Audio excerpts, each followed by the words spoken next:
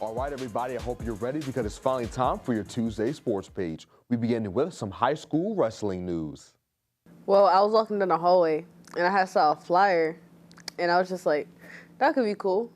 And I just started wrestling. And the rest was history for Potomac High School Wrestler Kamil Johnson, as fast forward just 3 years later, the junior is now one of the best wrestlers in the state. In just 3 years, Johnson has been a Blair Girls finalist, a champion at the Women's Clash at the Creek Tournament, and was the first and only female wrestler to become an All-American for the Wolverines. But although the Lady Wolverine accomplished as much as she did, there were some lows that came with the highs as well. There was matches I could have won. There was matches that I could have won if I had done some things differently. There was matches that I could have won if I had just, been maybe a different color. But like,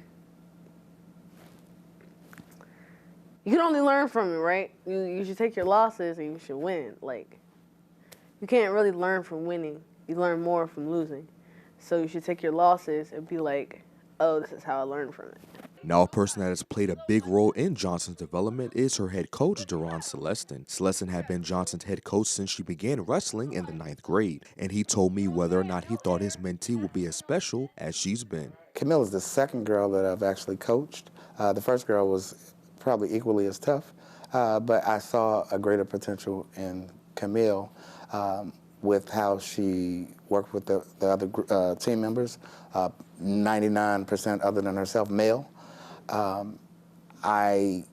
When she first stepped on the mat, the way she handled herself wrestling both boys and girls, I just knew at that point it was something different. Possibly the biggest milestone Johnson achieved was that she became the school's first black female regional champion last season, and she reflected on the match that put her name in the history books.